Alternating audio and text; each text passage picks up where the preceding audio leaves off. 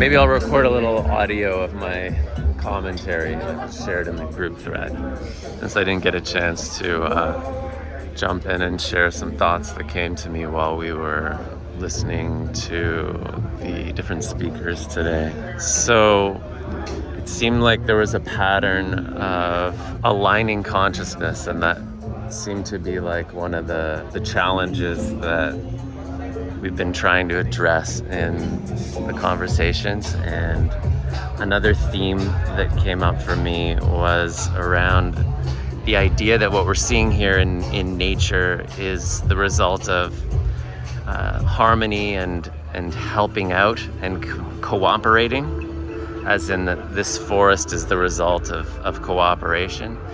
And while I think that's true, it's also true that competition, intense competition, is also at play here.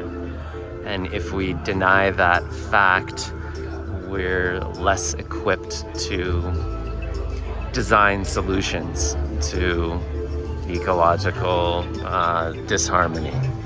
So I think there's an association between competition and the ego, and we often view the ego as a bad thing that we should attenuate or get away from somehow, but that's impossible. And I think it's a better strategy to work on having a healthy ego. And how might we cultivate healthy egos in our culture? And I think it's partly a cultural challenge, but also a design challenge, and developing systems that harness the ego in a healthy way. And I don't have all the answers, obviously, but making some kind of framework that rewards people for engaging in ecological behavior, let's say. And one example of a framework could be some kind of karma currency, like a currency that is sort of public in a way.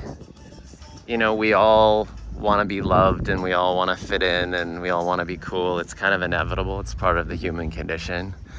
And so harnessing that in kind of a positive, constructive way seems like an important approach. And so, like, if there was a currency that rewarded people for, you know, doing good, let's just say in general, right? Or general terms, a karma currency that was sort of publicly visible, I think it could incentivize that kind of action. And it could overlay onto existing currencies. But as it becomes increasingly figural in how we see each other, like harnessing social media networks to display your karma currency and figuring out a way to sort of exchange that currency and have it reflect ecological behavior, sort of gamifying it in a way, I think could be constructive. So anyway, the invitation here is to just entertain the idea that we might want to harness competition. And I think that's the synopsis for me.